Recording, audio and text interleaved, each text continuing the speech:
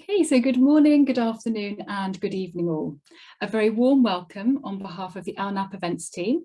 We are very much looking forward to supporting you with today's Learning for Ukraine, Challenges and Opportunities for Change webinar. And I'm now delighted to hand over to Juliet to welcome you to the webinar. Thank you. Over to you, Juliet. Good morning, good afternoon and good evening. I'm Juliet Parker, Director of ALNAP, and I'm delighted to welcome you to today's webinar and practitioner exchange in partnership with the UK Humanitarian Innovation Hub and Humanitarian Outcomes, whose excellent report has formed the background for these discussions.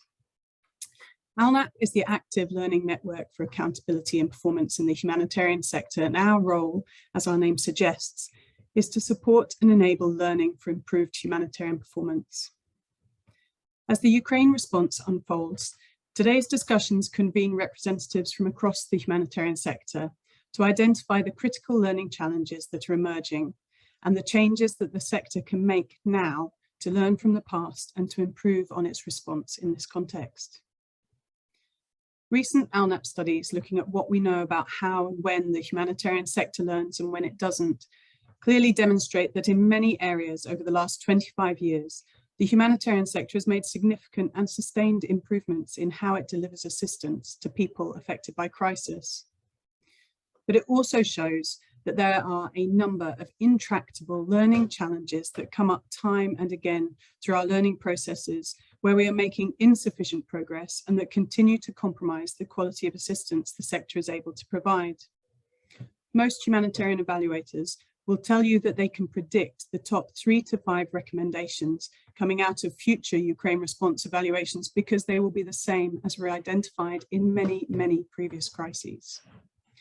The Ukraine crisis is unique in many ways, but we should undoubtedly learn from previous experiences. And comments from our ALNAP members suggest they are concerned that the sector risks missing the opportunities inherent in this response to learn and do things differently. The timing of this discussion is important.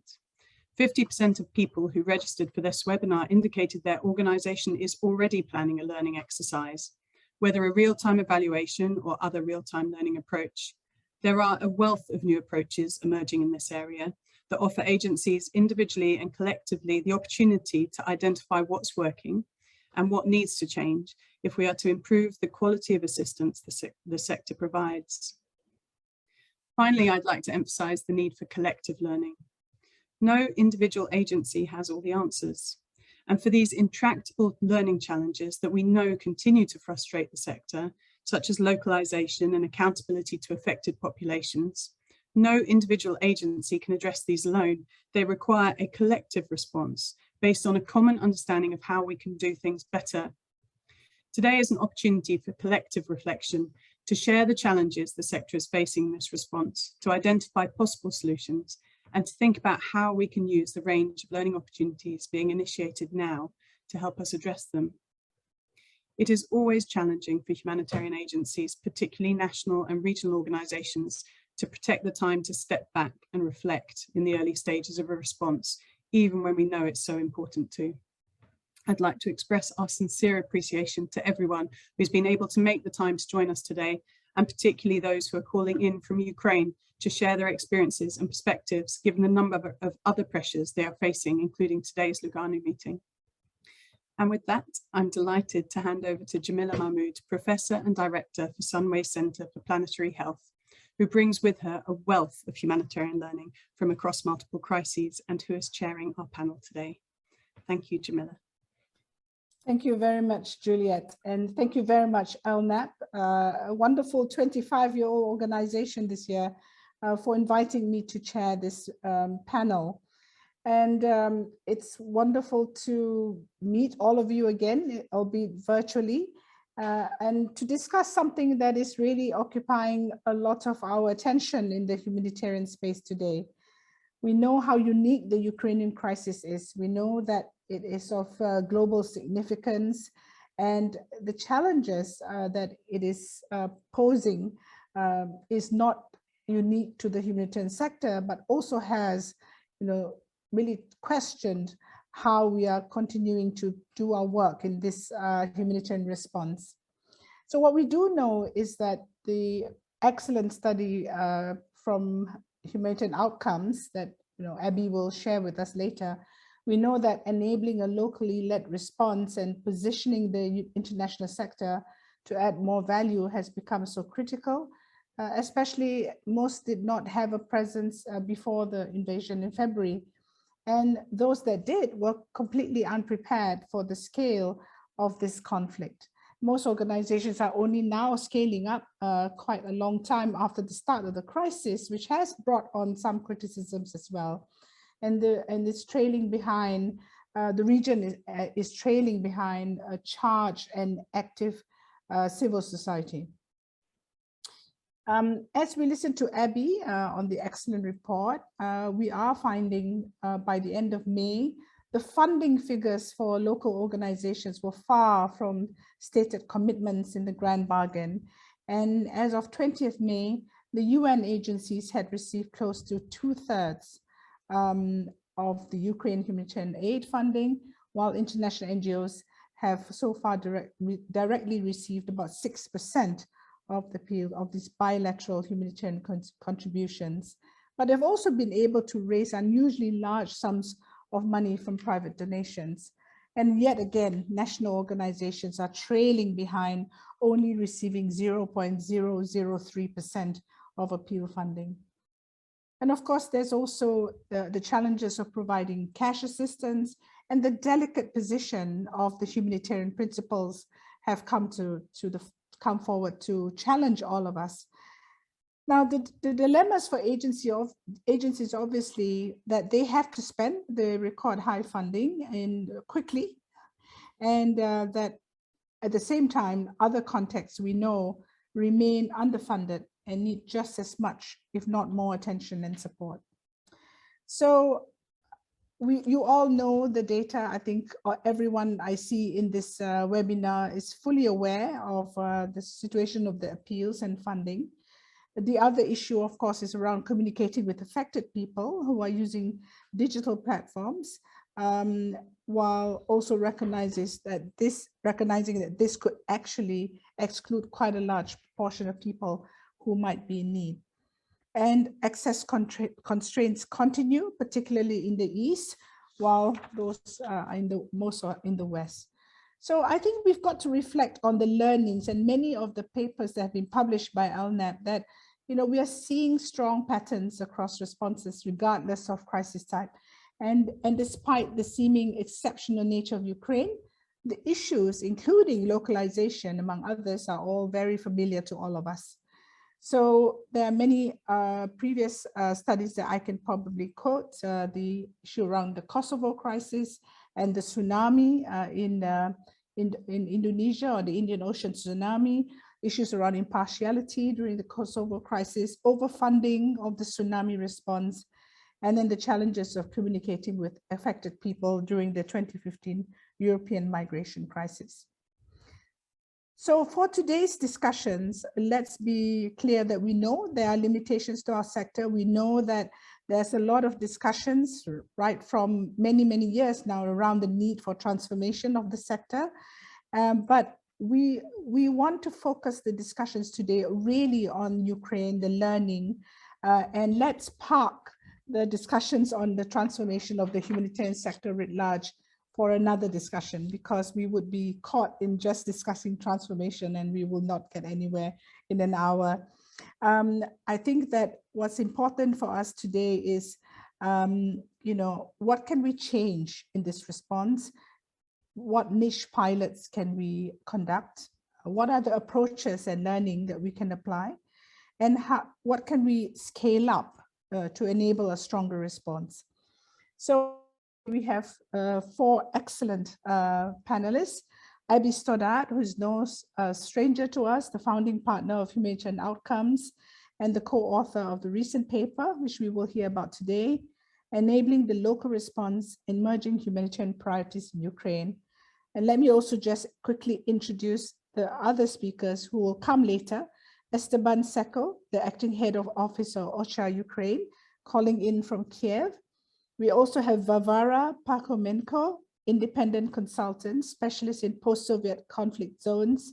And last but not least, Louisa Medhurst, UK's Foreign Commonwealth Development Office representative. So I will pose a couple of questions to each of our panelists, and I do hope that the Q&A and chat is an active space where you will be contributing your questions so we can have a robust discussion today. So let me start with you, Abby. Can you briefly tell us what your research reveals about key challenges in Ukraine? You know, having researched so many humanitarian contexts over many years, having been an observer to the system and its evolution, what does this crisis and your findings tell you about how the sector has or has not learned? Are we repeating the same mistakes? Hi, Jemilah. Short answer, sadly, I think is yes. As you say, we know the sector, and the team and I went in, I think, with very reasonable expectations. You know, we know it's not possible for the international system to deploy at scale immediately within days or even weeks. Especially with a crisis this big, affecting so many people over such a large area and with insecure conditions in a number of places. And we know also from our research on conflict-driven crises and insecure areas that humanitarian access and humanitarian presence is always going to be limited in some places. And what you'll see is a constellation of maybe 20 or so international agencies that have the capacity to work in these areas, programming much of their aid resources through perhaps 300 national NGOs, and the funding sort of cascades down this way. As you say, that's kind of been the pattern. So what we thought we would see at the 3-month mark, which is kind of a milestone for things getting up and running, is that this is what would be taking shape, more or less. And certainly that by now, or I say by now, we did this research in it was kind of by end May. We thought by then that certainly a great deal of the burden that is being shouldered by these ad hoc volunteer groups and first responders would have been lifted and taken up by larger, more professional, organized efforts. And keeping in mind also that, as you say, the humanitarian sector is not new to Ukraine. There's been a conflict crisis since 2014. There have been some agencies already working there. So you had a dress rehearsal of sorts. So it was surprising to see at the 3-month mark what looked more like the 3-week mark. You had ICRC was working, MSF had a couple of programs, People in Need, 1 or 2 other INGOs were in the country and had been able to start some things. But most of the rest of the sector was in either very early startup stages with small assessment teams, or on the other side of the border, or sort of clustering up in the West. And sitting on, as you say, millions that they raised through this outpouring of generosity that they were not able to spend. And in the meantime, you have the volunteer groups still being most of the whole ballgame, working themselves to exhaustion and getting money from wherever they could, and from foreign organizations, but not humanitarian ones, in diaspora contexts, things like that, and not successfully connecting for the most part to the humanitarian system. So why? You know, what are the main problems? And I think first, as you said, Jemilah, you have to point out that there was a general lack of preparedness for the scenario that unfolded, and humanitarians were not alone in that. But even for the organizations who were already working in Ukraine right up to just before the invasion, you saw very few examples of anyone having contingencies or continuity plans for this type of emergency, pre-vetted partners at the ready, anything like that. So most were really starting at zero and working their way back after evacuation. So, and the second, and really the most important factor, we think, is this intolerance for fiscal risk, which translates into an inability to rapidly disperse funding to local actors. And this goes not just for the large government donors, but for the agencies and INGOs as well. Some INGOs do have discretionary funds, maybe up to 30,000, in some cases 50,000, that they can kind of disperse quickly to support efforts that are ongoing, but they can't do that repeatedly. And there's no way at that rate they're going to spend down the 85 million that they had raised in the first 2 weeks of the crisis. So there's a real funding bottleneck in the due diligence requirements that we're seeing, the applications, proposals, vetting processes for local groups that barely have time to take care of themselves and their families, in addition to helping their neighbors, really didn't make sense. You know, and we know, again, another unlearned lesson is that the administrative burden on grants is larger the smaller the grant and the smaller the entity that gets the grant, because that's kind of how compliance works when you're dealing with unknown entities. And it really doesn't seem to have changed, at least in the Ukraine context, despite grand bargain commitments.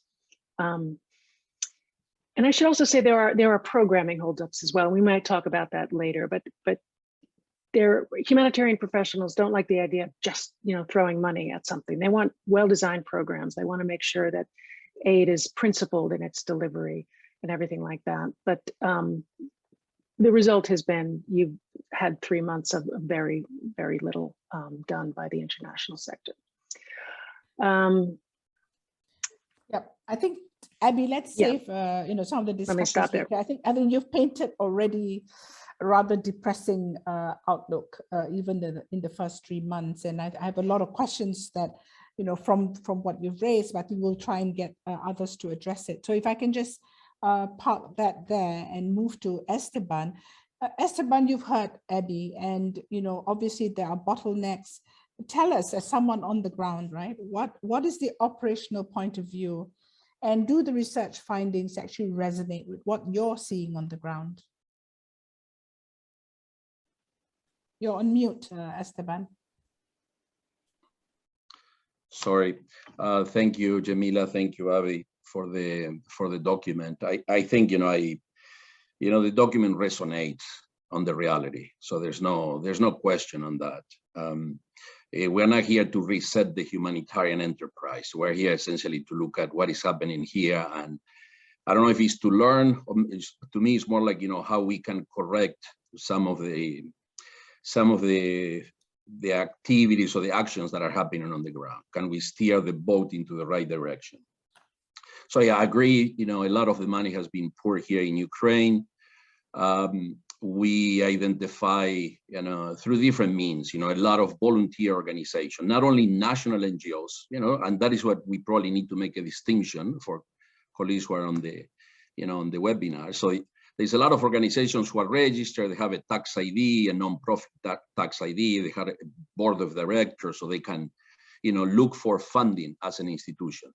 Now, to us, the majority of the people that essentially have been doing the response are the neighbors, the youth, you know, church groups, you know, just people who felt like in solidarity with those who are in need, and they decided to act, you know. Now here it has been an exponential number, you know, thousands, probably thousands of different groups, volunteer groups.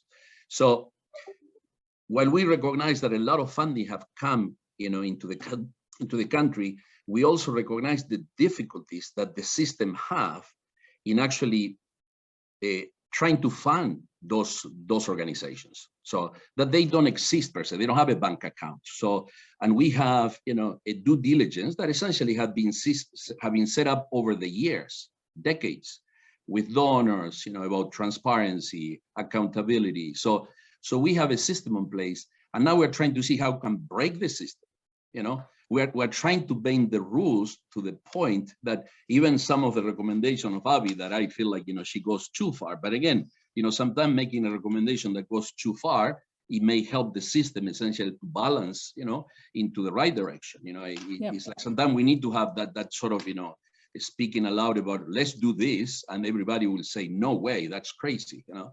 But, you know, we need to find ways that we actually can put some money on the hands of these organizations that are doing probably the greatest response, you know, in this country, you know.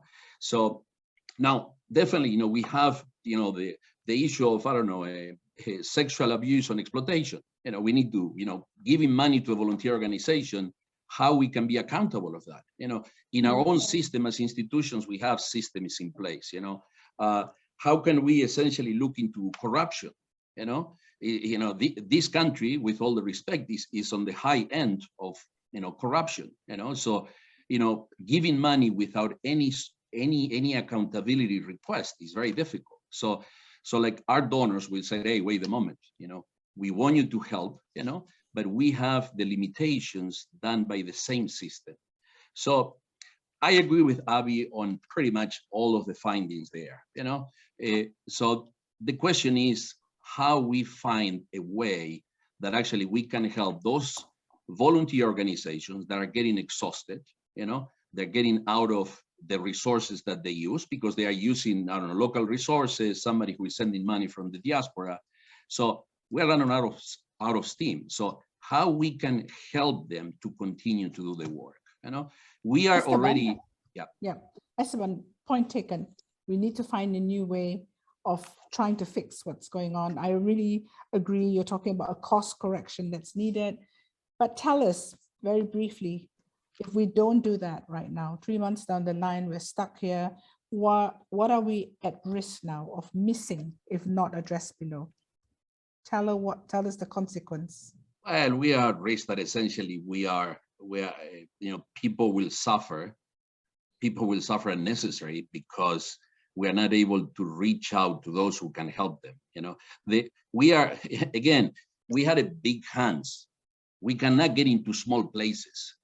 So that is what happened to us. We are recognizing now that we can go to places, we can do some activities, but we cannot reach down to some of the level, where actually we can help a lot of people.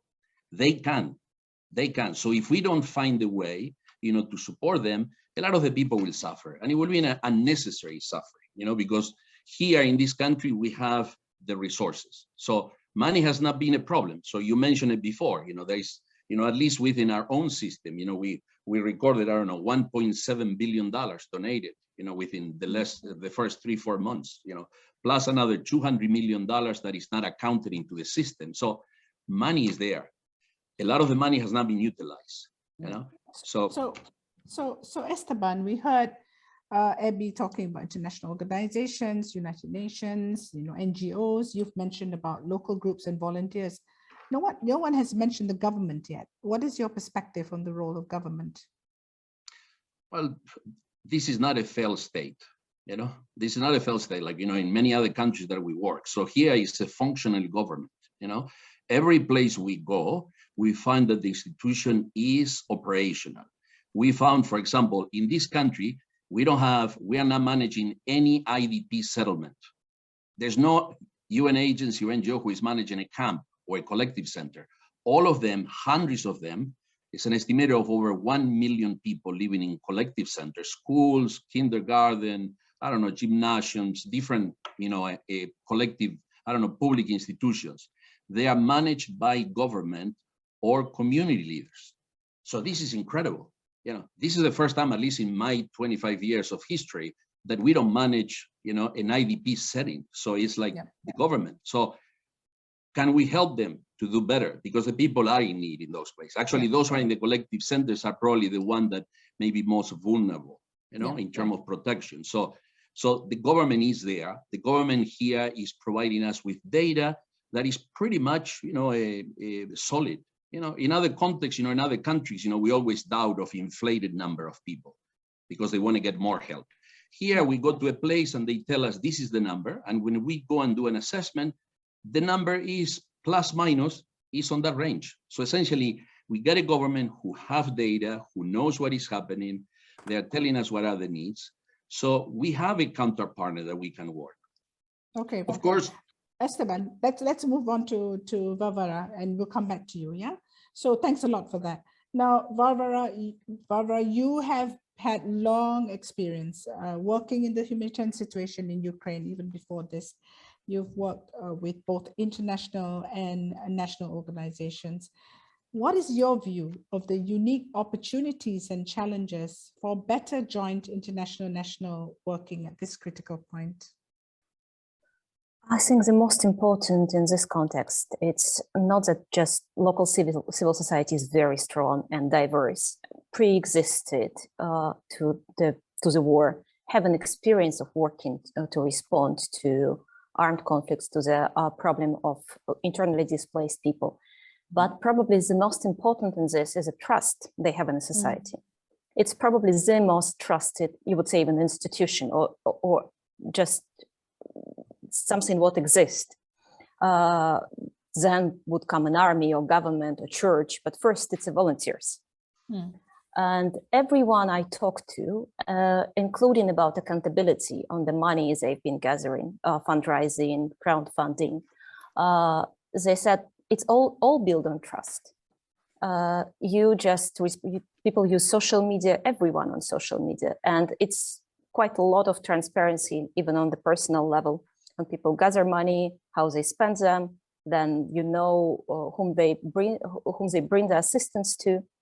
And I think that's something international community needs to not just realize, but utilize as well in its activities. Esteban was talking about the problem of reaching small places.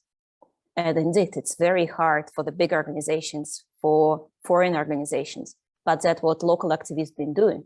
When the Mariupol was completely surrounded by the troops, the local activists been bringing people out and bringing some assistance in almost impossible conditions. And also what's important, they can do a lot with a small money. That's what I kept hearing.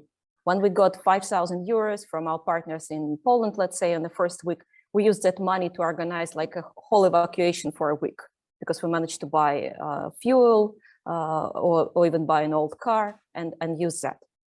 And of course, there is a risk of losing.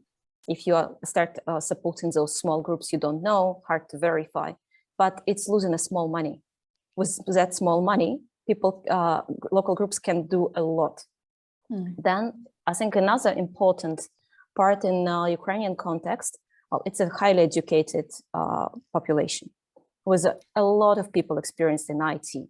And we see how many people, not just from civil society, but from business, joined the response in early months, and they use their skills, not just their, like businesses use their warehouses or cars, but their IT skills, for example, to develop some apps, to coordinate assistance, or to send information, exchange it in a more secure way. And it's something I think as well, international community can bring from Ukrainian context, can learn from Ukrainian context, including for doing the due diligence and verification. And I think another, what I want to indicate, it's an experience of Ukrainian civil society in transition from humanitarian to development and reconstruction and in general the recovery. And that's what they're ready, they know how to do it from the previous experience. They understand that there are areas in the country where you still need to just emergency humanitarian assistance, and where people already need jobs, and what is the time to start supporting one or another. Yeah, thank you very much, Varvara. Louisa, we're really happy you're here, you know, from the donor perspective.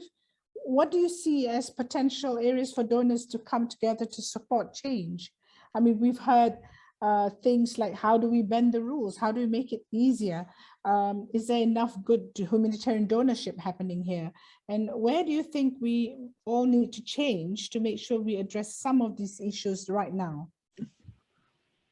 Thank you so much, Jemilah. I'm really glad to come on here and present a little bit of a donor perspective.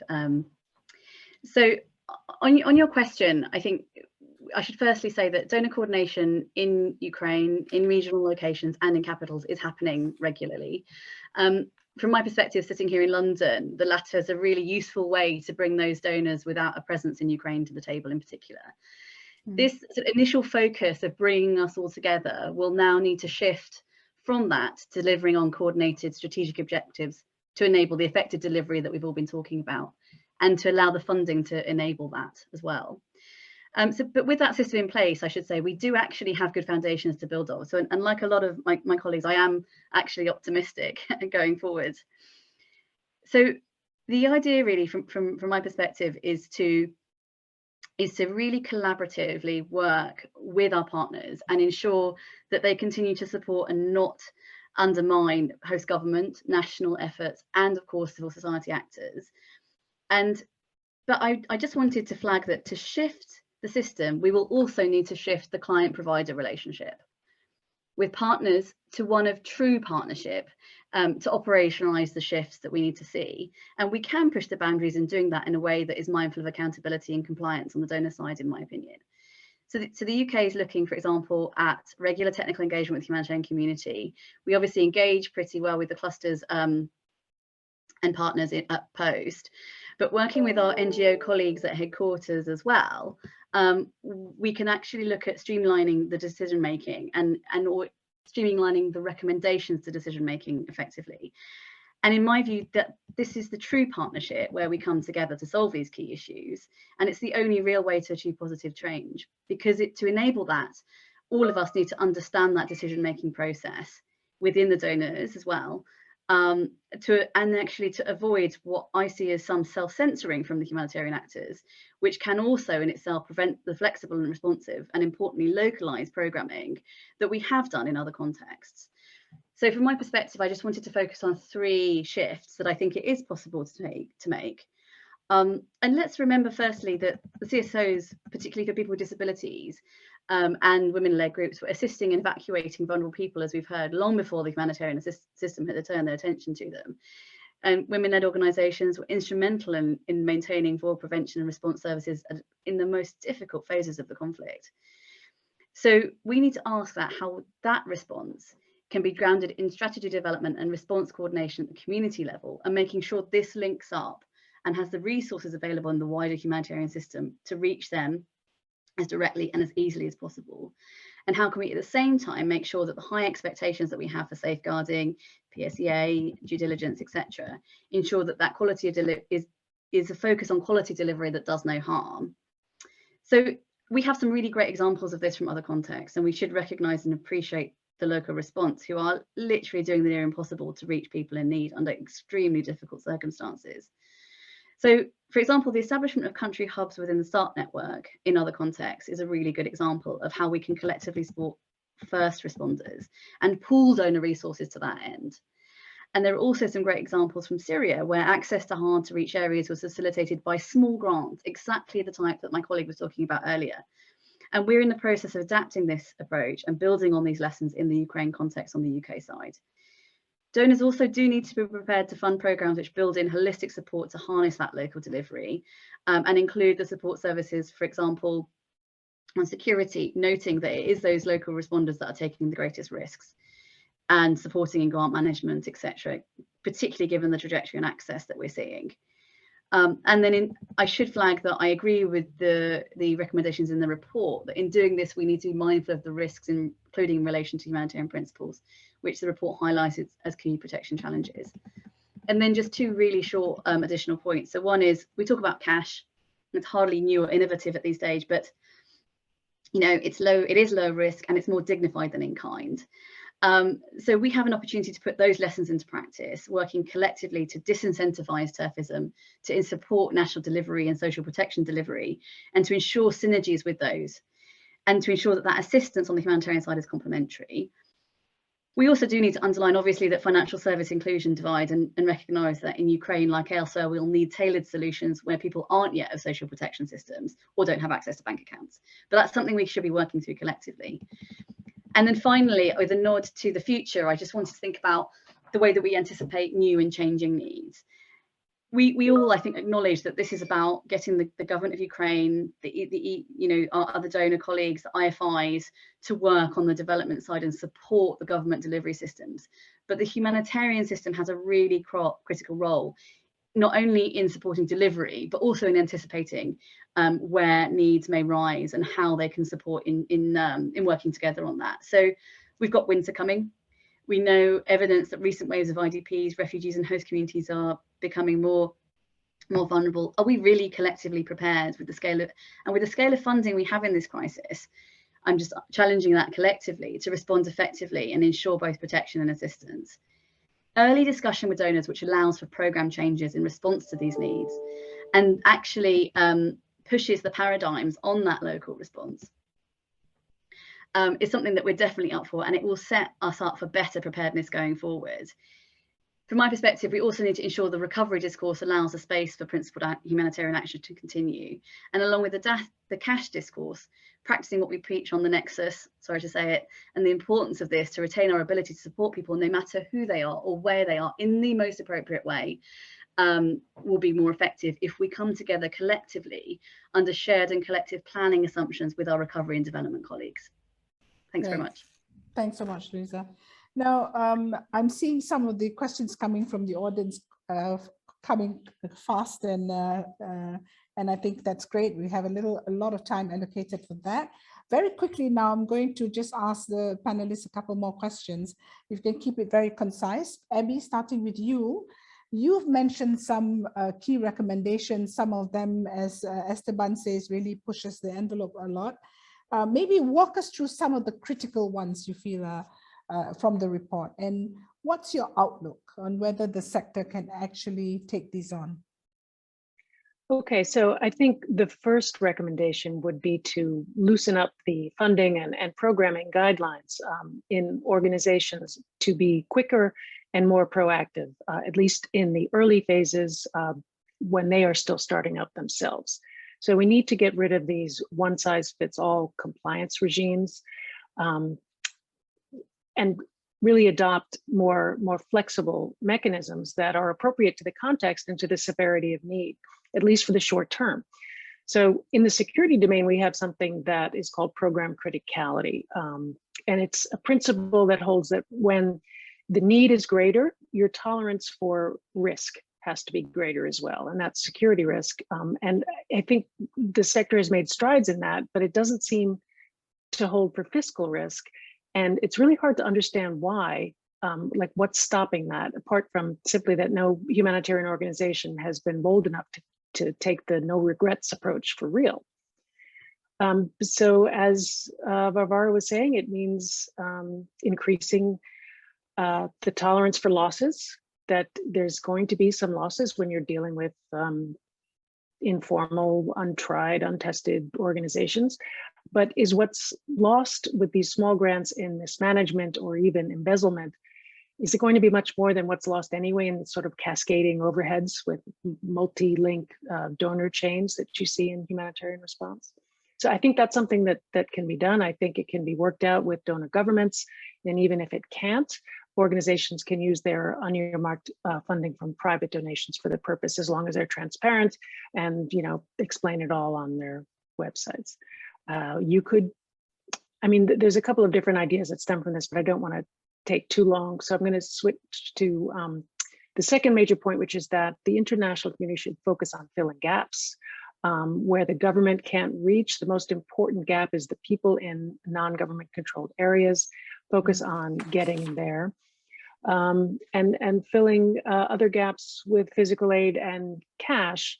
And we can talk a lot about cash. We did recommend in the report that it would be better if there weren't several different cash mechanisms, and that if there were fewer need criteria. And there's a principle of again, severity of need and the need for rapidity of funding that says that means testing should not create delays, that it's better that some people get cash that don't need it, then you don't get started. And I think that a target of 2.5 or 2 million people registered by August is okay, but when you think that there are 16 million people in need, it's less than impressive. And I think cash is something that should be quick and scalable. And it's been, to my mind, disappointing what we've seen on cash. So I will, let me stop there. And if in the Q&A, perhaps we could talk about more specific examples. Sure. I'm going to maybe take from your points there to go directly back to Louisa again. Again, the question around donors, a question around cash. So what is happening? What are the barriers to donors actually, you know, adjusting and adapting, you know, for you know, funding to be used in a quick way that will meet the needs over there? And the other thing, of course, is that, you know, GB has been, FCDO has been the champion for cash in the grand bargain and so forth. Do you not see that, it's a time to innovate a bit further? Because, it's, as you said, it's become mainstream now, cash as a tool for humanitarian assistance. Yeah, I mean, I would entirely agree with everything you said, and I think it comes back to the question that I've had. We haven't had asks from our partners on this, but we would absolutely be open to have those conversations and discussions, and we've done it elsewhere. I mean, I think we act like flexibility and responsible funding is innovative. To my perspective, it's not. It's facilitated by good dialogue and coordination with donors, and I think there's definitely flexibility at least on the UK side, and I'm sure other donors would agree, to be able to adapt. And I think Abby's comments are spot on. This is about learning lessons. I think Syria is quite a good example here, because we did some of this quite early on in the crisis, and it worked really effectively to access and support local communities. So it's not like we haven't done it before. I think it's just about how we come together as a community and do this collectively, and ensure that the response itself is tailored to a Ukraine, because while obviously there are lessons from other contexts, Ukraine is a pretty unique situation. I'm going to ask you a politically naive question, Louisa, but it has to be asked, right? Time and again, that, a crisis like Ukraine is getting, donations and contributions and aid money galore, while the ones like Yemen and other crises that are in such dire need are completely underfunded. So, what needs to happen for governments to make their contributions more evenly distributed? And, what does it take for governments to change the way they fund? So I think, first I should just say that providing assistance in response to the situation in Ukraine, the widespread needs and the fastest and largest refugee displacements in decades was the right thing to do. But we do, I think, need to recognise that with humanitarian resources and capacity increasingly overstretched, we shouldn't lose sight of the needs elsewhere. So, we as the UK are concerned, obviously, about the other contexts and worsening food security across the world. We know 49 million people are one step away from famine, close to 1 million people are already in famine-like conditions in Yemen, Somalia, Ethiopia, and South Sudan. So we've been working to identify a group of countries we're most worried about collectively, and coordinating with our partners on that, together with, for example, Afghanistan, Syria, Nigeria, Sudan, DRC, Qatar, and the Sahel, and working with our teams at posts in those contexts and our partners there to try and ensure the system has the right people and resource in these countries should absolutely be a priority. So on the UK side, we're also working with the World Bank to help ensure that the money they have allocated to food security are, for example, rapidly dispersed in the right countries.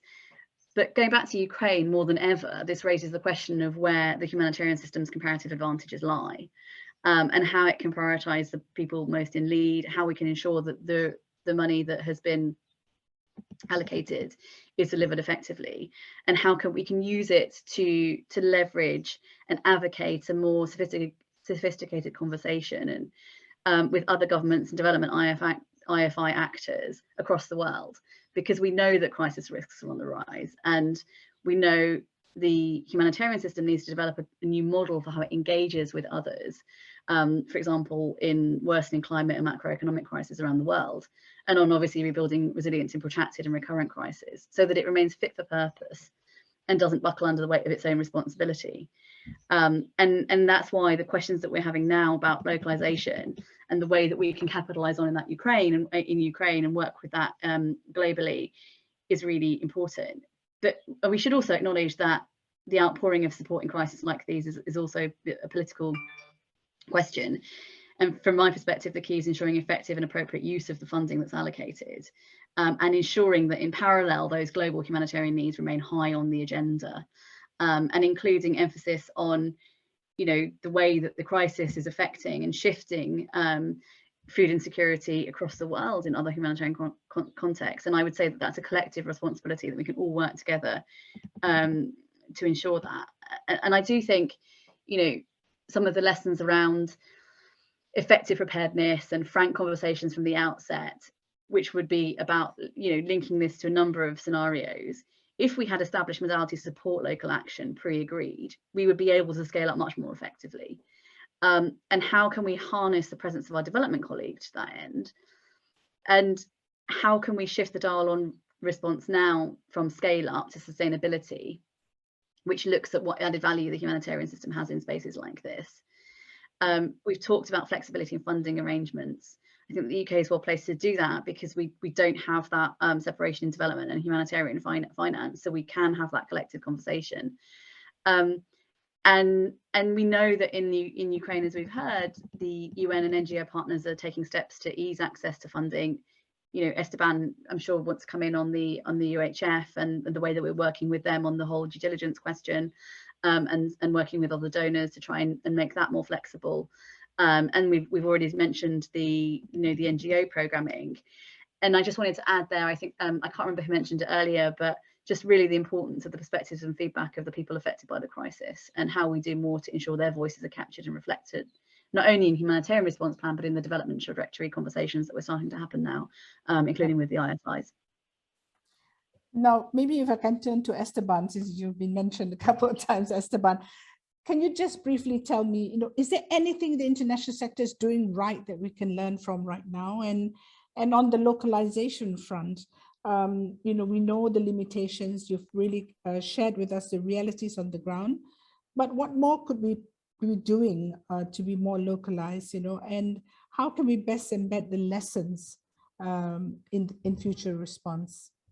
Yeah, thank you, Jemilah. I like that, I want to refocus the discussion in the localization. To me, that is the pain that we're having today, and so how we help those people who really are helping, hundreds of thousands of people in remote areas, not inaccessible, but remote areas, So one of the things, and it's a challenge that we need to discuss, is that will the donors be willing to make funds, available without restriction, so that we can provide assistance to those people, yes or no, because if we don't have that, this conversation, we should just end the conversation. It's like, if we want to help this volunteer organization that they don't have a bank account, I need to bring the cash on a suitcase.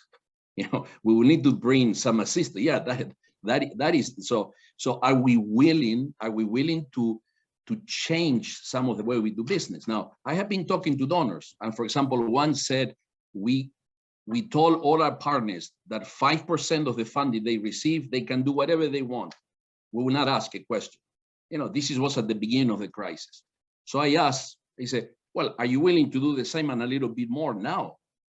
Because now we have the certainty that there is a lot of organizations that are running out of steam, out of resources, and they can do a lot of things that we are not able to. The answer was, no, we can't. We can't. We need to go back to the old way of doing business. So essentially present the project proposal. So you need to be a registered entity. You need to have a bank account. So to me, the fundamental question is, are we willing to change some of the way we do business?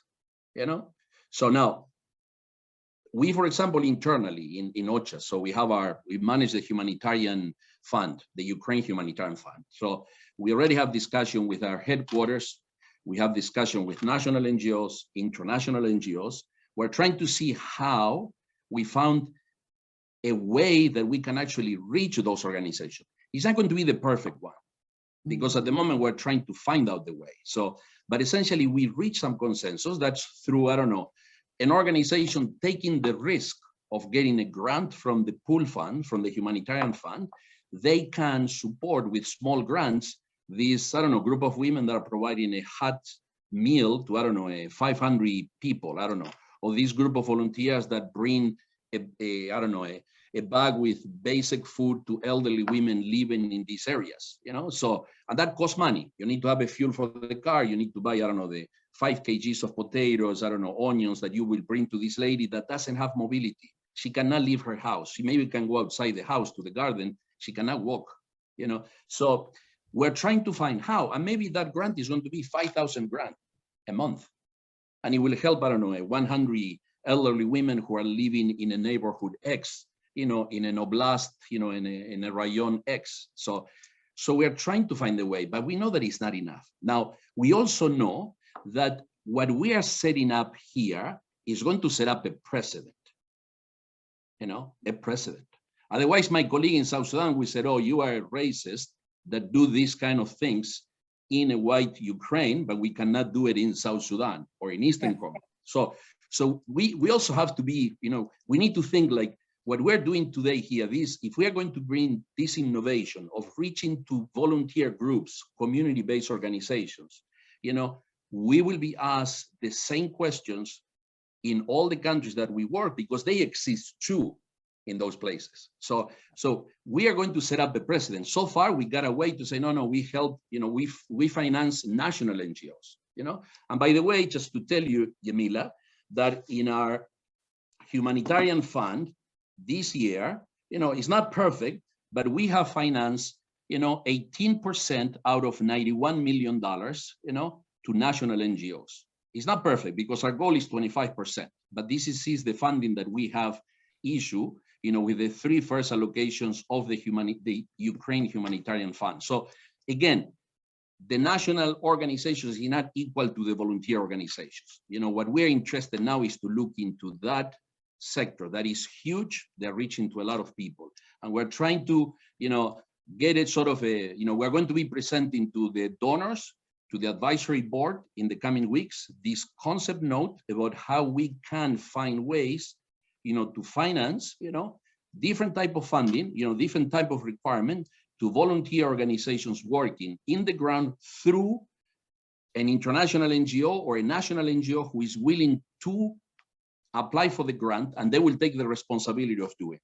We will provide also sufficient capacity for them to monitor, to visit, because they will have to respond for that money that we provide. Yeah. And while you're at it, Esteban, first of all, I want to say, well done on 18%. And don't stop at 25%. I mean, if they are really achieving more than other international organizations, we shouldn't limit the potential of these sectors. There's a question on the capacity of national organizations, including the Red Cross, to go to scale. Is there anything that's being done right now to actually help them go to scale? To be honest, no. I guess, we are, we are in between trying to scale up, trying to reach, for example, NGCA areas, trying to look for crossing front lines. We're trying to support people who are displaced in accessible areas throughout the country. So the time, we have not dedicated time into that area. But for example, I met the head of the IFRC, and so they are going to be looking at how to build the capacity of the Ukrainian Red Cross. So we are seeing that everybody is using them. Everybody is asking them for support to deliver. I witnessed myself that we went with these interagency convoys to some of these, locations that they were newly liberated, 2 months ago in the northeast, and we brought 12 trucks, 20-ton each. And to my surprise, the Ukrainian Red Cross were there. They downloaded the 12 trucks. There were 7 hours of unstopped downloading those trucks by these, 40 volunteers, and then they were going to be distributing starting the next day to the people in need. So now everybody is sort of using their capacity, their willingness.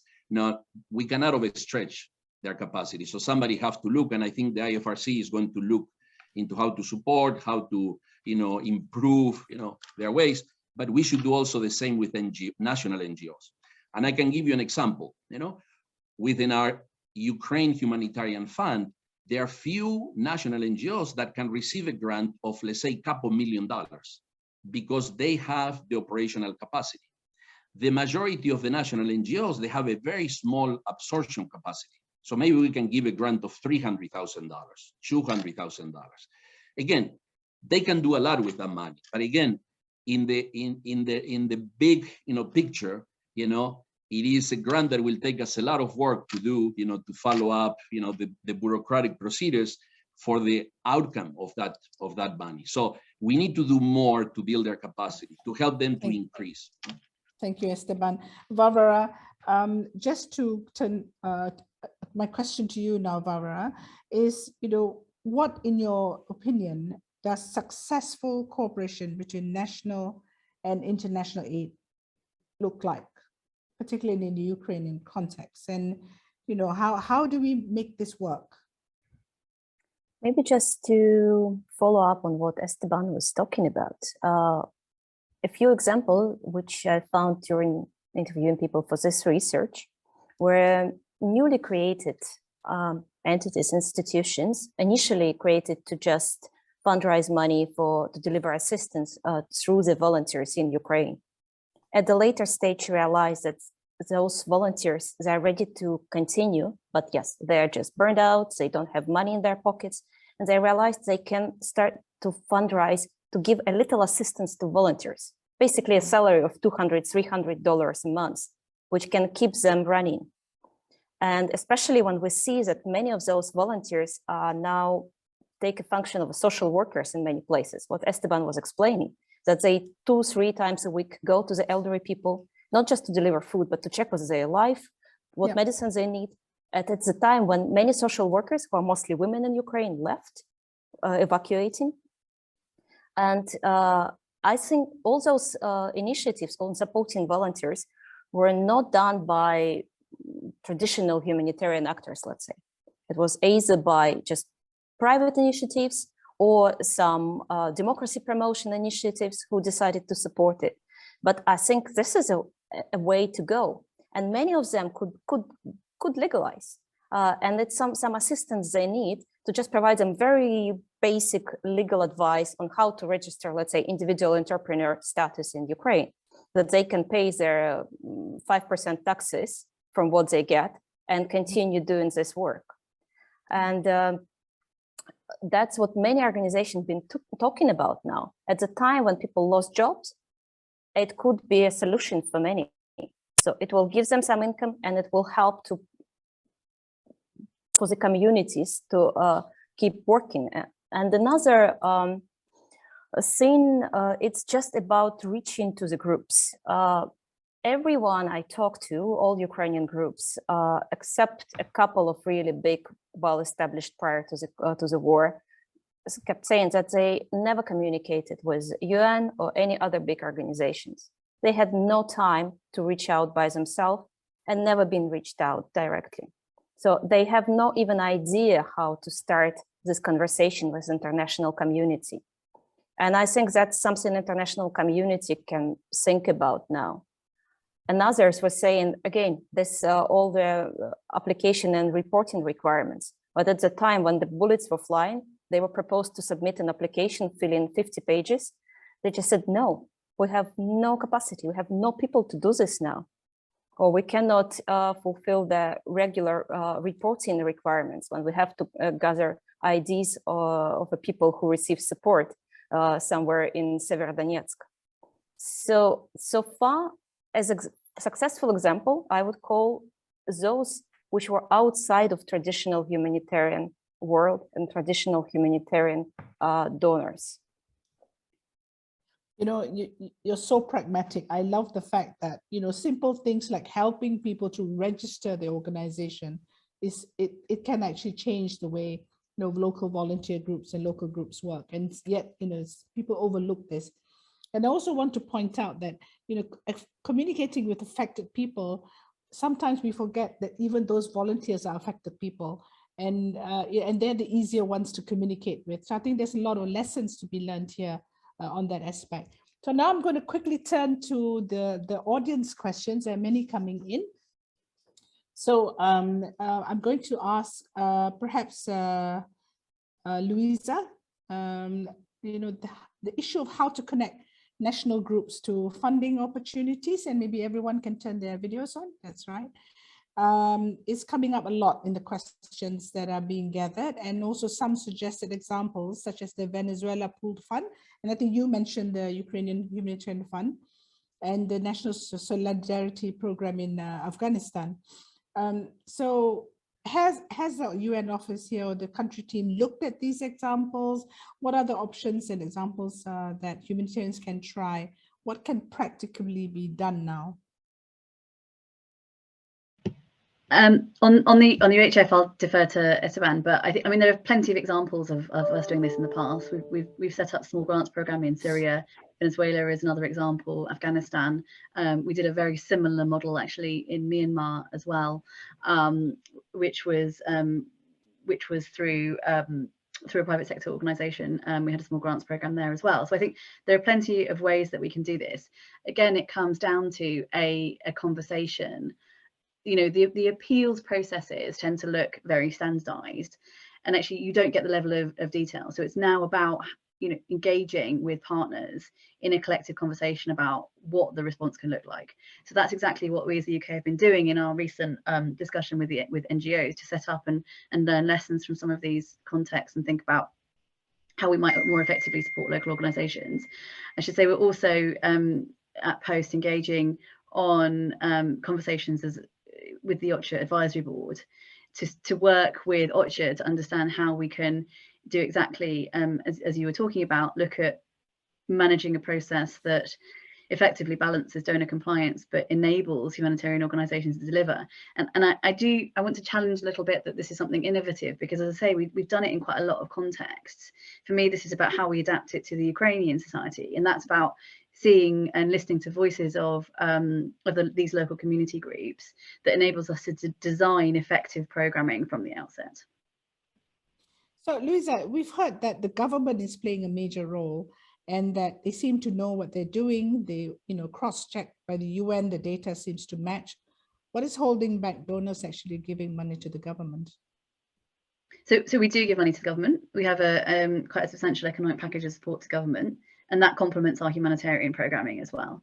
So, Yeah, on the UK side, in a crisis like this, you know, rather than, you know, we're seeing the money unspent, is there any thinking from donors that maybe you should channel some of that to governments? I'm just being provocative here. Yeah, I mean, as I say, on the UK side, we have been supporting the government as well alongside the humanitarian system. So I don't see this as an either-or conversation. I think this is a conversation about the relative added value and the ability for, you know, to support a government to meet its needs of effective population, but to work with the humanitarian system, and that's international and national, and local volunteers, in a way that recognises the relative added value of a number of different modalities of delivery. So I don't think I would say that donors are supporting the government, donors aren't supporting the humanitarian system. We've been talking about the level of support to the Ukraine crisis versus other crises. I think that's a fair question, but I think for me it's about making sure that the money that's been given is used in the most effective way, and that's why this humanitarian outcomes report is so important, because it actually gives us some really concrete recommendations about how we can do that. And I do think some of these questions about donor compliance, it's actually a misunderstanding on the part of the humanitarian organisations, because we do this elsewhere, and that's why, you know, working both at national level and international level, bringing a coordinated dialogue that isn't adversarial, that's about how can we collectively work together on this. That's the way we're going to solve these issues. Okay, now Abby, coming back to you, it's tough to hear that at 3 months we are where we are, where we should be. At 3 months is what we're doing is, sorry, let me rephrase that, I'm hungry. We're at 3 months, and yet we're seeing the kind of response that you would expect at 3 weeks. And can you unpack a little bit where we actually should be at 3 months, in your opinion, and particularly from the perspective of what success might look like, and maybe to give a reference point against which the response can be assessed? And this is a question from the audience. Okay, well, I think success would look different in Ukraine because there are certain differences about the context. What I said earlier was that typically what we would expect to see at 3 months would be kind of the standard humanitarian response in conflict-driven crisis, which is that you have a number of international organizations up and running and doing their programs, but only a small percentage of them in the kind of most high-risk areas, a few hundred national NGOs absorbing a lot of the money through downward subgranting, a country-based pooled fund, of which the Ukraine's, I think, is now the biggest in the world, providing rapid grants and being kind of the main direct donor to the national organizations. And I think this is what you're eventually going to see in Ukraine, but I'm not understanding why it's taken so long. I mean, we do understand why, but it's problematic. I think in this case, success in Ukraine looking different would be, as Esteban was saying, finding a way to get the international resources to the very local efforts. I think that what Louisa was saying was very promising. I agree. I think sometimes international organizations set up these compliance structures which are even more restrictive than donors are demanding, and not really pushing the boundaries. So I think organizational change won't happen without organizational incentives. And I do think that donors have an important role to play in setting those incentives, keeping the pressure on. If you're not able to work yourself and you have all this money, how fast can you deliver it to the volunteer organizations who are doing this work? Give your discretionary funding to organizations that you identify as doing important work, and let that be their application. Let that first grant be the pilot and the test. Okay, Esteban, we've got a couple of questions for you, so please try to keep your response succinct so we have a bit more time. Louisa had mentioned cash as a modality, and Abby said that cash response so far has been less than impressive. Can you tell us a bit what you see as some of the challenges with cash right now, and what are the barriers? I am not an expert. You know, I think my colleague who will be in some of the discussion after this, you know, but okay. What I will say is that essentially we have different organizations that came into the country with their different tools. So each of the organizations, agencies and NGOs, they have their own system about how they do cash in other places.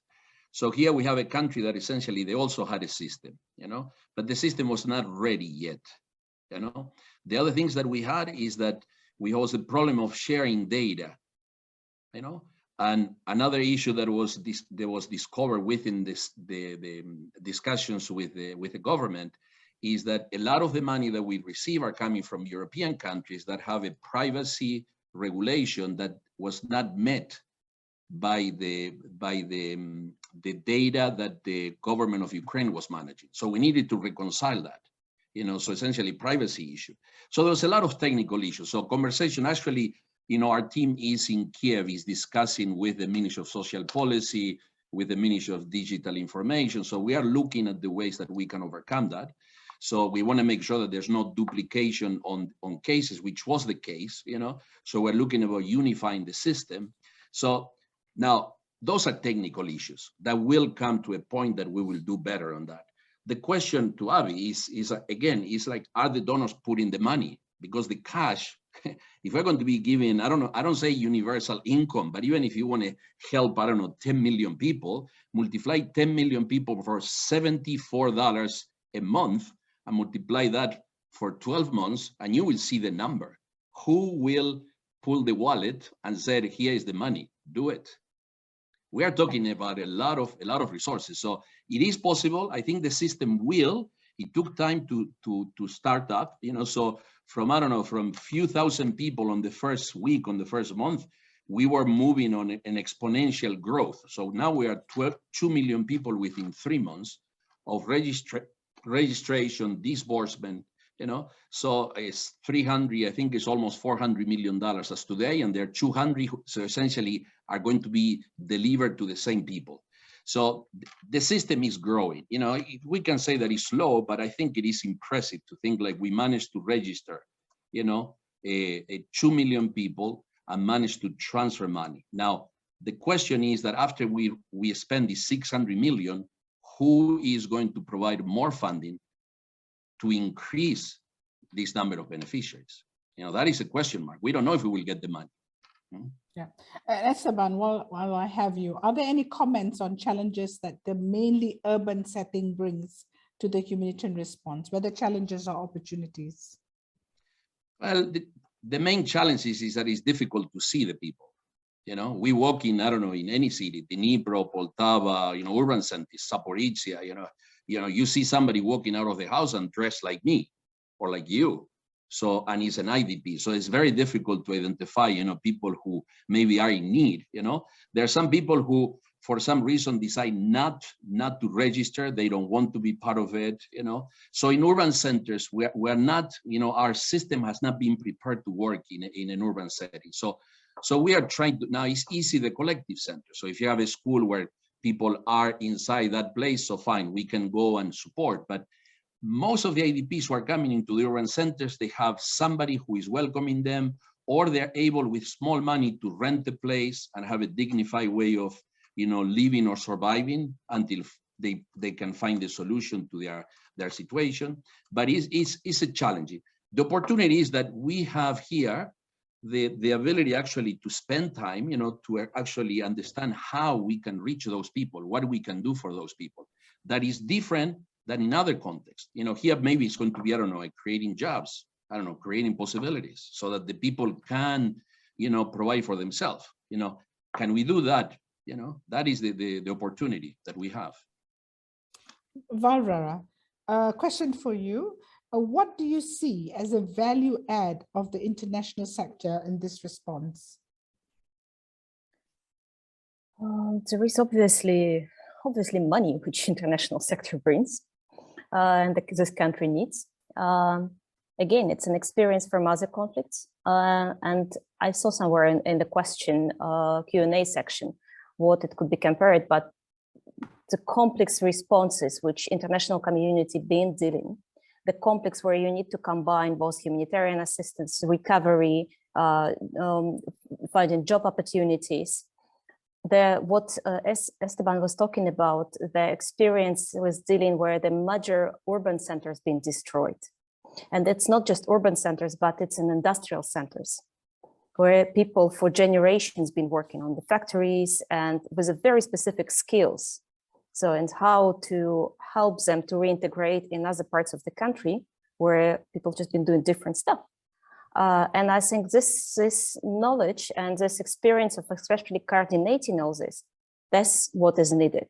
And also helping people to build new logistic of everything. I've now been talking to a number of farmers, just the small producers who, okay, they lost an access to export what they produced. And they can't so far imagine how else can they do it?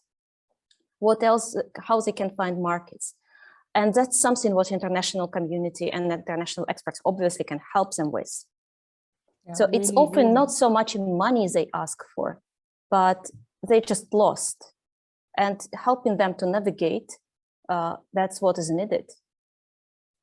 I think those are such important points, Barbara, really good insights on, we never really think about the fact that people have to change the way they work and when they're displaced and so forth. And really important points. There's a question that it's a good one. In Ukraine, we see that there is sometimes a mix of civilian and military aid being provided. And some volunteer groups are providing support to the military as well as civilians.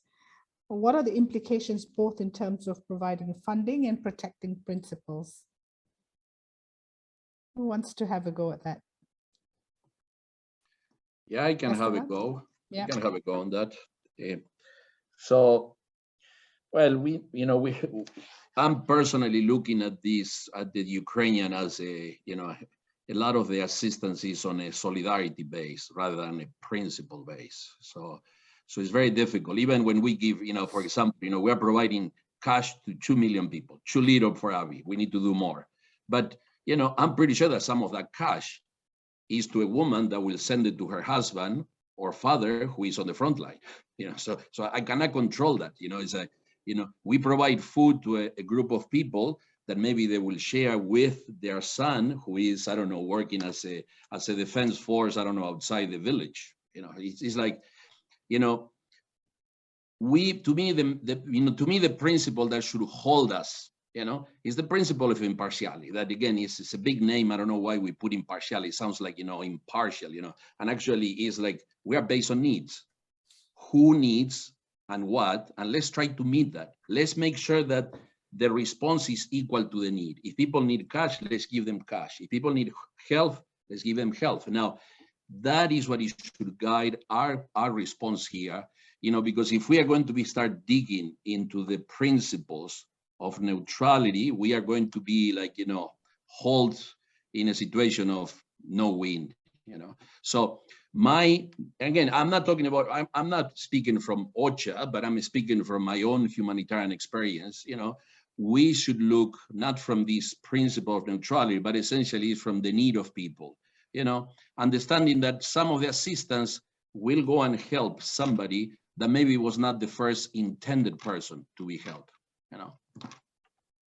That's a fair point. Esteban, on that note, do the sphere standards apply in this context?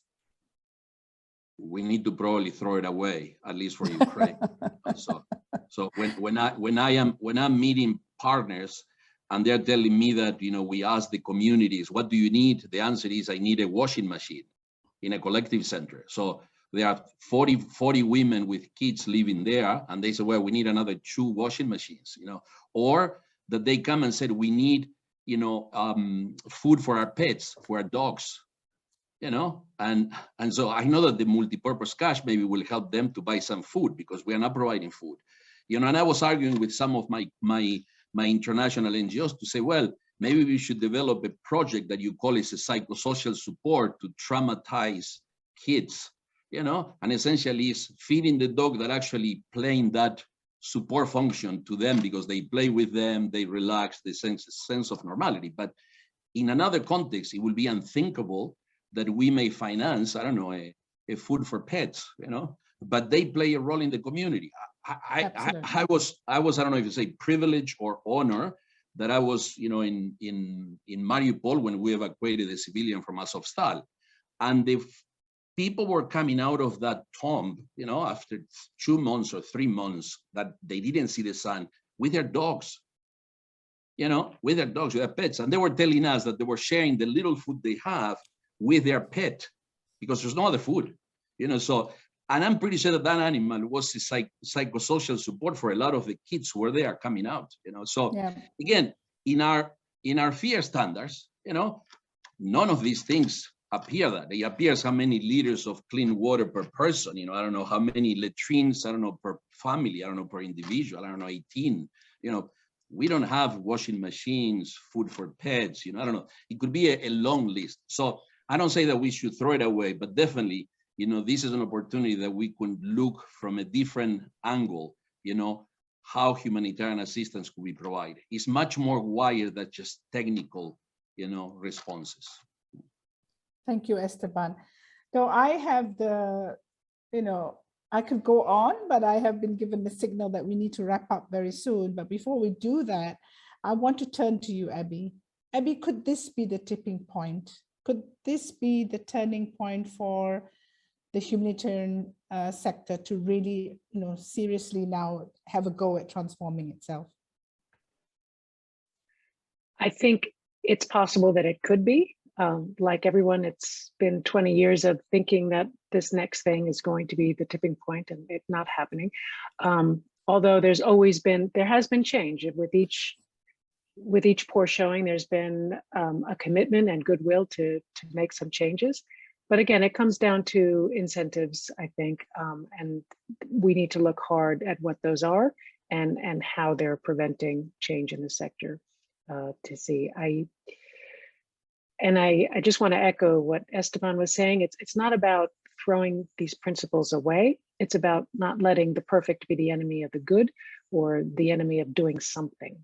And when it comes to the principles discussion, that's something that is looming in the future as a big concern. But at the point where there's really so little aid going in, why are we even talking about that now? Let's get some aid happening.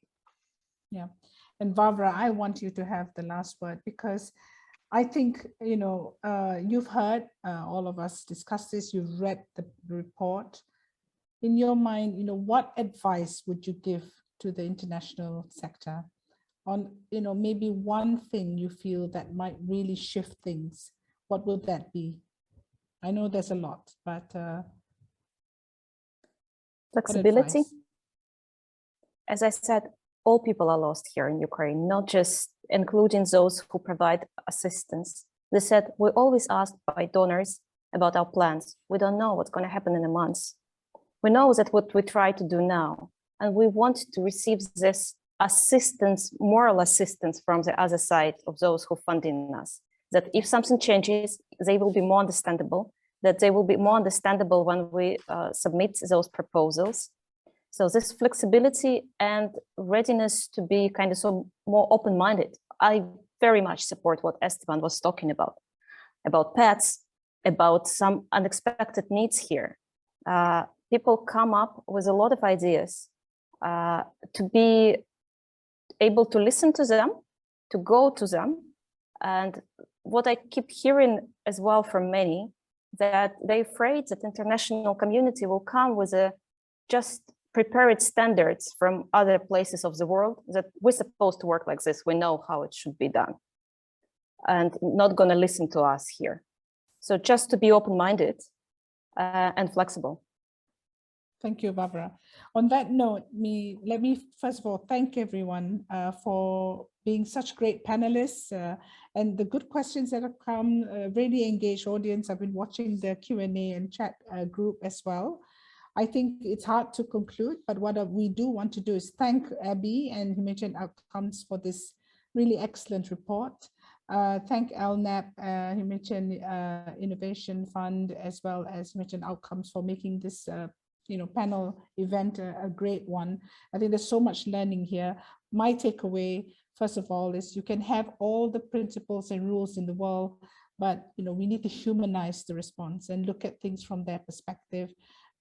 We also need to acknowledge we're far from making good progress on localization, and I think we have to have a serious look at that. We need a quick course correction now for the response in Ukraine, and that has to be done quickly. And I think we've got to look also beyond the usual actors, and how do we get other people to come in and help out and think through how to support registration or capacitating local actors beyond just the usual suspects. So with that, I hand back the microphone to Juliet, and thank everyone for being here today. It's been a privilege to moderate this discussion, and all the best to you, Esteban, and everyone working in Ukraine. Thank you, Jemilah. I'm just going to see if we've got Juliet there. I'd like to say a few words. I'm just going to pop you on screen. There we go. Okay. Yes, great. Thank you very much, everybody. Thank you very much to all the panelists, and also to Jemilah for her really excellent chairing. That's the end of our webinar, but many of you have also signed up for the interactive practitioner learning exchange. What we're going to do is we're going to have a short 15-minute break, after which those of you who registered for the practitioner exchange have been sent a link.